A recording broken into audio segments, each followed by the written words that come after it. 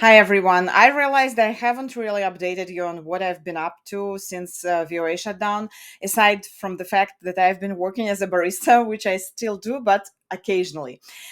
These days, I found myself juggling life as a freelance journalist, writing articles, and juggling several part time jobs.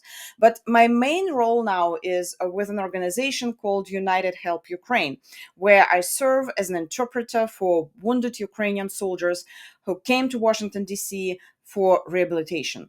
I also help out at events organized by United Help Ukraine.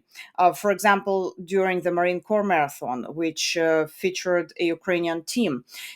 I spent several days with them, and the head of the team was General Volodymyr Havrylov, who's currently in DC again, meeting another team for a different event, but it's a different story. It's a separate story. Uh, General Havrylov is a prominent figure in Ukraine's defense establishment. He served as Deputy Minister of Defense starting at the onset of Russia's full scale invasion of Ukraine in early 2022 and remained in that position until September of 2023.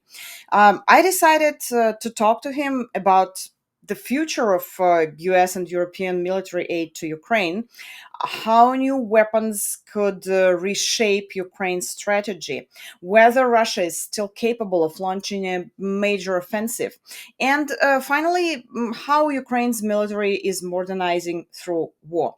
Here is our conversation. General, you came to the US to take part in the Marine Corps Marathon in Washington, D.C., and I was there as well, as you know, as part of United Help Ukraine. And I saw that incredible support from the Americans, from the runners. Did you see that same support throughout your visit? And did you feel that it was still strong, although the US now are facing its own challenges, a lot of its own challenges actually. Do people here still think about Ukraine? Yeah, that's it. It's interesting that even with all problems, not the problems, but challenges and a little bit chaotic things here in the US on political sphere, there is a support for Ukrainian cause there. We've met many people. I've met many people here on different occasions, not only during the marathon, but also on other events. And they all mentioned Ukraine, and some of them they told me that they're following events.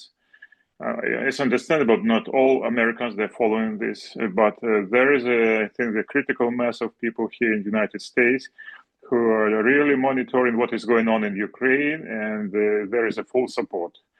And so they're also concerned about any developments there. So they feel very just emotional connection with us. And so the support of ordinary people is there, and not ordinary. I had a number of meetings with congressmen, with senators also as well, with bipartisan from both parties, with some analytical think tanks here in DC. And I see that the support is there. There might be some kind of noise and movements on the top because of Yes. this changes of priorities and other things. But nevertheless, the society in the United States, I think they have a critical mass of people who are really following what is going on. They're not the majority, of course. Most of the people, they're just facing the everyday challenges, how to resolve them. It's like in any other nations of the world, including Ukraine, because if you ask in Ukraine what is going on in the United States, not They many people. probably know. I think Ukrainians know what is going on in the United States. Not all of them, because it's not normal for people to be in details of other countries. Well, so but okay. But now for us, it's important to have a critical mass of people who are active, who can press the representatives, who can talk to others. That is important. So support is here, is there. And if we talk about the current American administration, we've heard mixed signals from the President Donald Trump about supplying Tomahawk missiles. Where does official U.S. support for Ukraine stand now? How do you see it? Tomahawk issue is issue similar to what we talk about HIMARS, ATACMS, F-16. Every time we started to talk about new technologies, so-called game changers in 22, 23, 24, we always started from kind of political opposition in the United States on the top level, because everybody, it doesn't matter who is in leadership in the United States, they are all concerned about any kind of escalation of relationship with Putin, with Russia. It's just bipartisan concerns of the leadership here. So Tomahawks, I think they have to, the topic of Tomahawk should come for this specific transitional phase. Just first of all, we announced about our interest. We engaged the administration in the United States about that. We got the first responses. They are not negative. They are just with understanding of our needs, at the same time with some concerns from American side. There is a conversation between two parties. Some preliminary concerns from the President Trump and his close circle is also known. That's why we are just moving step by step to this next stage, for both sides to accept the realities that Russia is still an aggressor, and that all countries who support Ukraine have to use all instruments and leverages to press the Russians. So one day, I think we will be very close to Tomahawk transfer to Ukraine. Now we are still in this transition period. We will hear a lot of different declarations, different just complaints or something. We should not dramatize it. We already seen that with the previous ideas of ATACMS, F-16. I remember about conversation about F-16. Russia threatened with a nuclear response at the time, not officially, but informally. And U.S. administration told us never, you will never get F-16 because it's too sophisticated. It needs 3 years of training, and it's also escalation. Now F-16 are patrolling the airspace of Ukraine as in air defense role, and they are very good. Russia is always talking about some red lines, but we know that they are constantly moving those red lines. They have no other means to influence the situation but to threaten others. So all they can do, because it's a KGB type leadership in Russia, and KGB, they always started with threatening others with something very tough and some kind of bad consequences. But they always are very scared of red lines as well. That's why we should accept, we should receive that kind of threats with an iron, cold mind, just looking straight to the eyes and saying, we are not scared of you, be ready for consequences for yourself. That's it. So they really scared of that kind of approach to them. And we should not be hostages of all these discussions about escalations or anything. And we have to teach others, these countries, to be strong and consistent in defending their countries. And if the US delivers Tomahawks, how would that change the battlefield? Tomahawks is more strategic leverage. It's not about changing the battlefield, because they are not going to be used against some targets on the ground which are close to the area of operation, because it's strategic missile, cruise missile. It's mostly about the targeting the key military targets deep in Russia.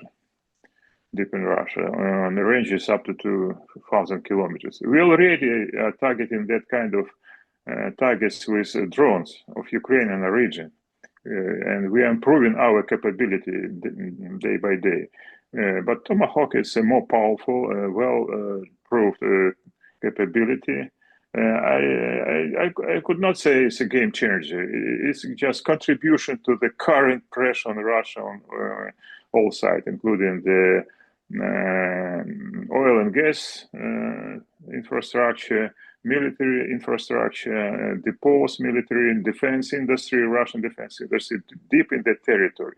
Of course, it will contribute to the acceleration of disaster of Russia economy, everything.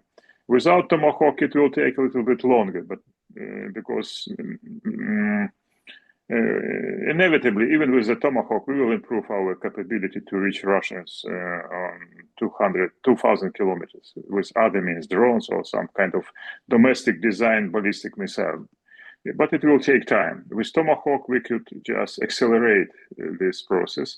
And that's what we are talking about. It's not a kind of game changer which immediately will stop the war. No, it can accelerate the approach of the kind of solution. Now we're almost at the end of 2025. How dependent is Ukraine's defense today on foreign military aid in general?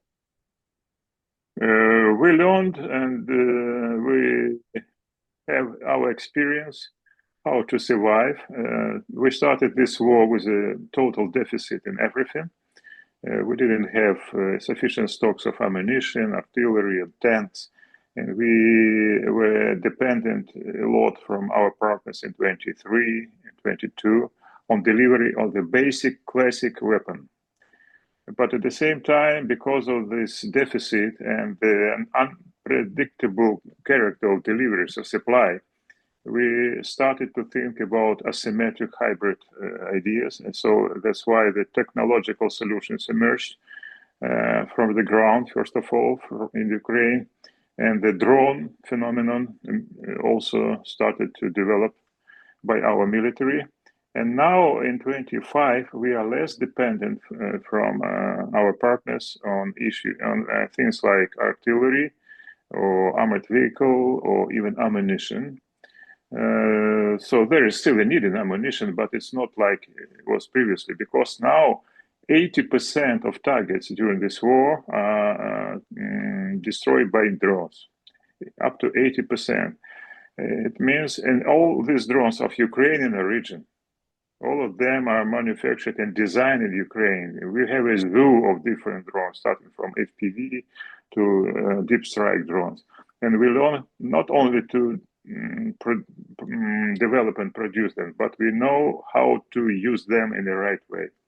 And this is the key golden part of our situation, because nobody in the world can use new technologies in the right way. They can buy some drones from Ukraine, for example, but they don't know how to use it. You have to train people, you have to organize lessons learned cycle, and you have to be very fast with adaptation of your current designs to the new realities of the war. So now we are less dependent, so we can do a lot ourselves, but of course, we need resources. It's all about money. So we don't have so many budget, so big budget for that thing. So that's why it's important to have this backup support from Europe, first of all, from Europe. The United States, they stopped supporting us free of charge assistance. Now we buy American equipment with with European money. But Europe is next to us, and we feel it every day with powerful economy, industrial countries of Europe. And Russia has no future with that, because they don't have economy. Even like, there is nothing to compare. Russian economy is less than even Texas, but with Germany, I don't think they even can compare in numbers at all. But we have Germany, we have France, United Kingdom, Nordic states. All together, they have a biggest economy, I think, in the world. So they can support us as long as it's necessary if they have political will. We still have political will in these countries to support us. So we are less dependent on technologies and deliveries, but we still need the support with money.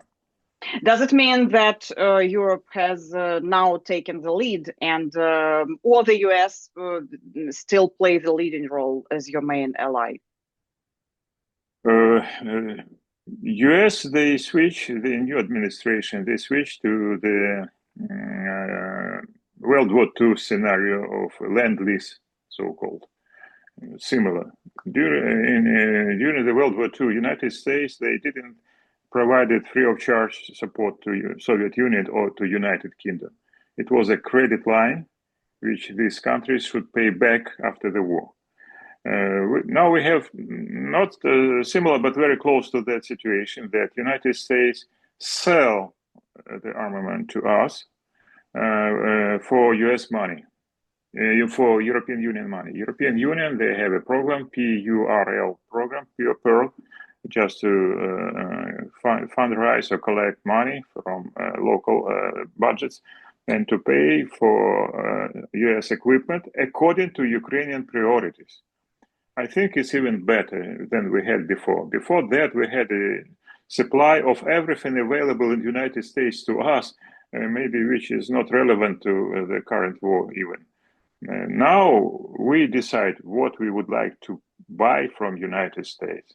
So it's a more prioritized process. It's very good. Of course, it's expensive. It's expensive because American equipment is not cheap.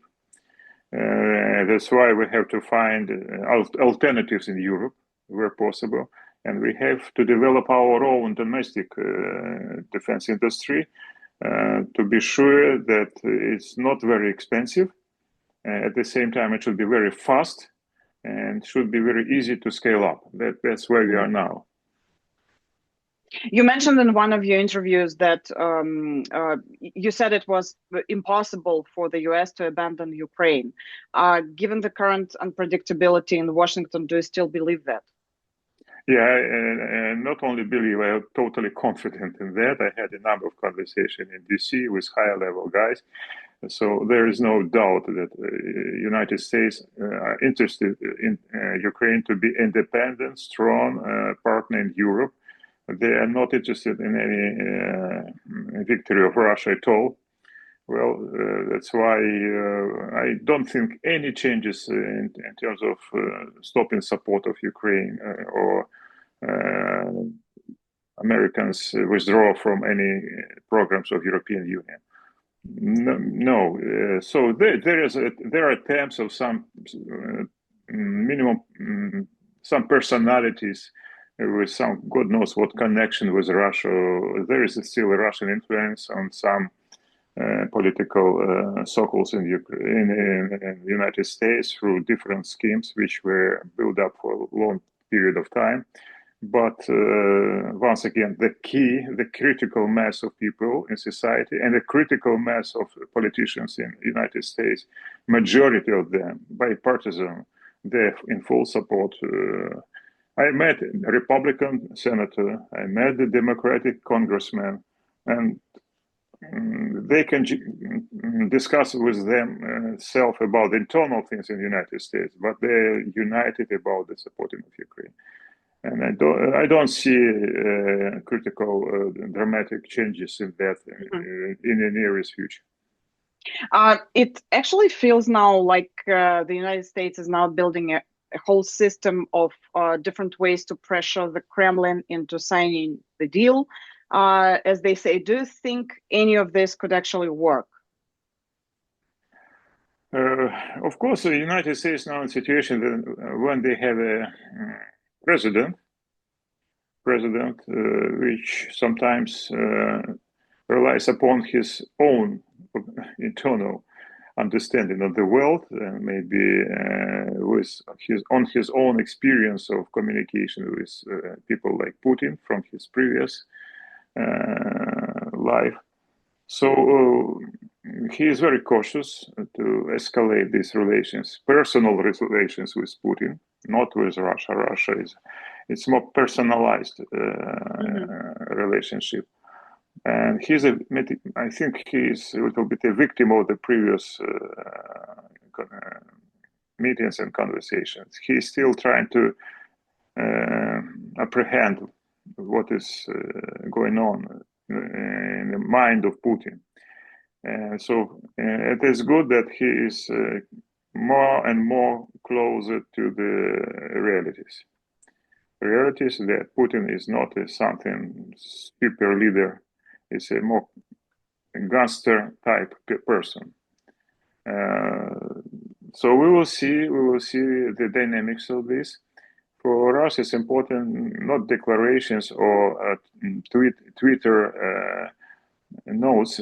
For us, it's more practical things. It's like Actions. assumptions, actions, introduction, maybe even small steps, but practical steps, not kind of conversation.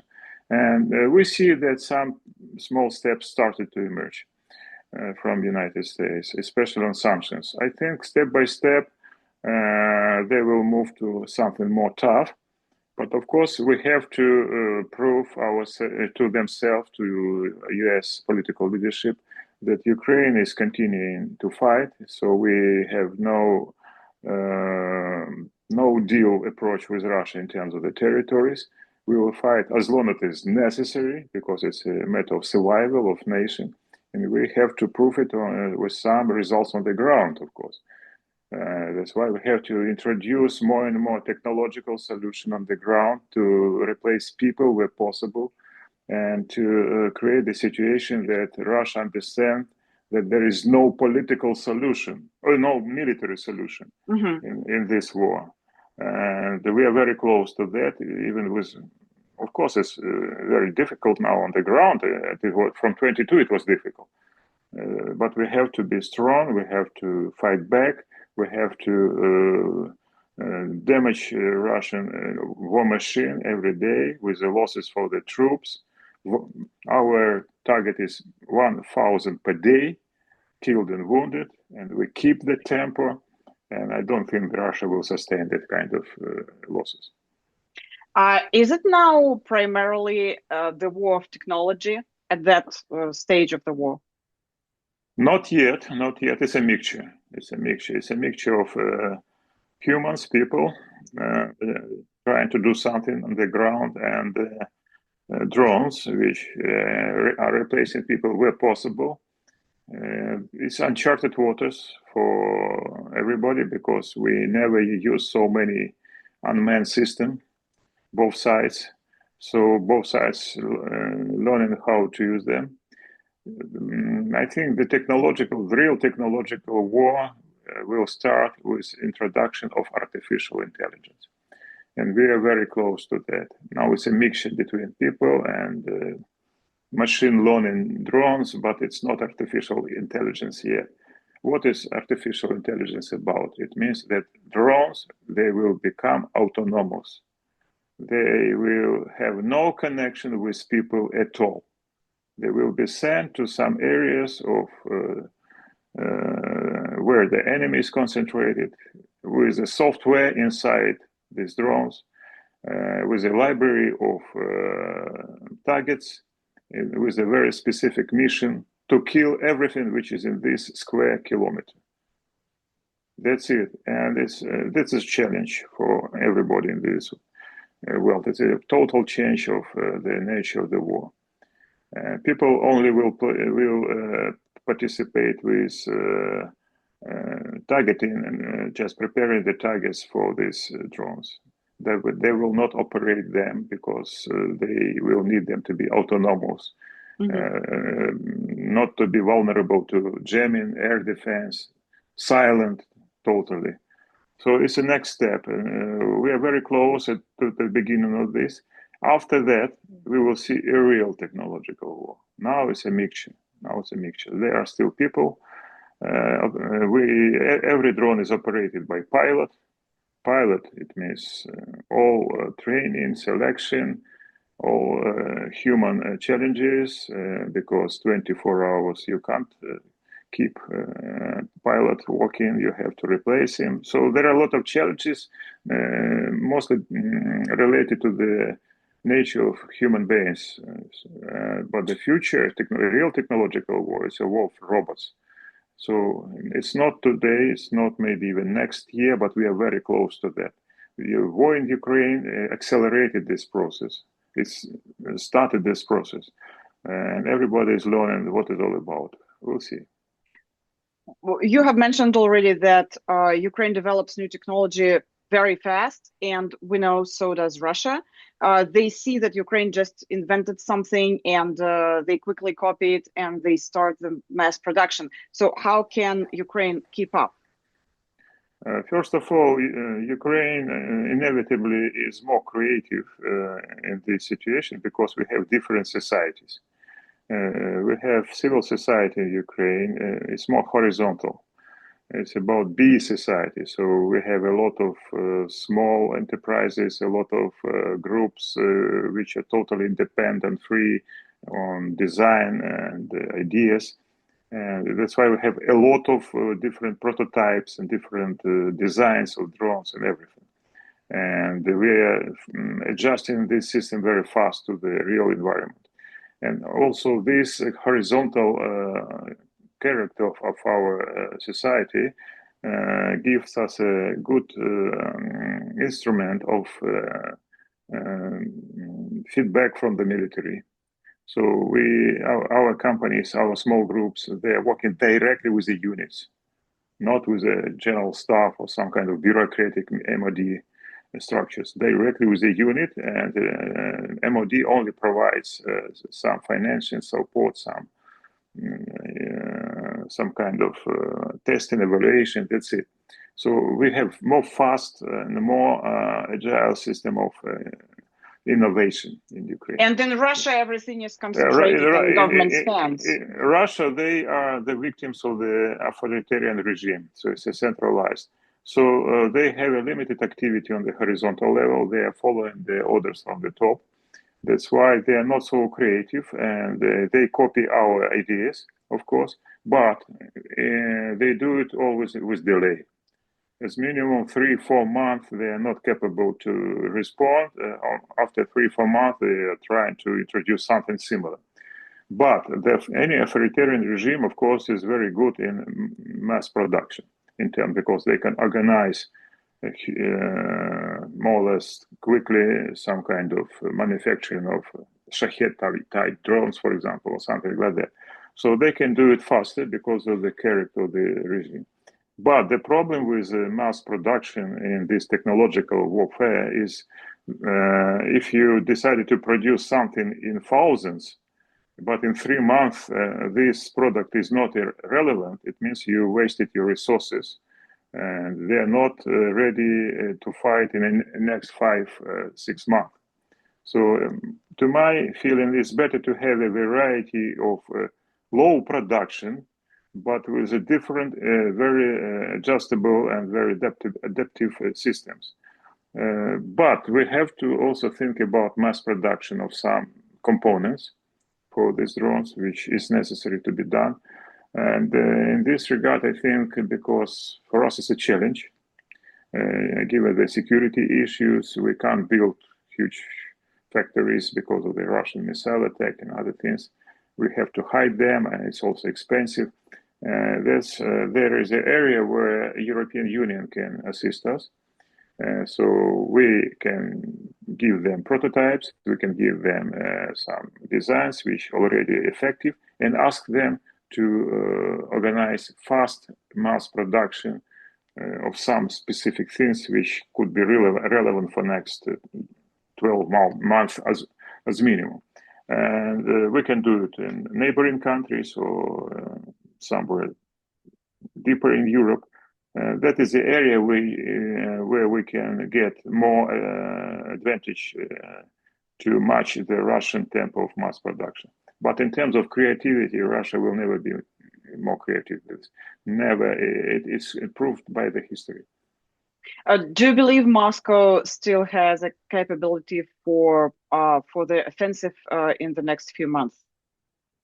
They are very exhausted with all the propaganda rhetoric about readiness. They exhausted. They have to accumulate resources for the next push, but it requires a lot of resources. And the Russian economy not in a good shape now to do that.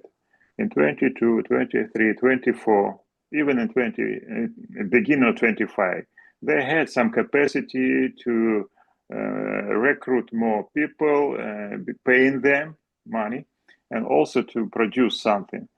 And now, with the Russian economy in decline, starting from the second half of 25, and we will see more problems with Russian economy in next 3-4 months. By the end of the year, we will see how huge the deficit of Russian budget, and it's just on the very fast rise.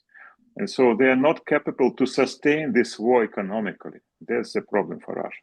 So there is two processes in this war which everybody should follow very attentively.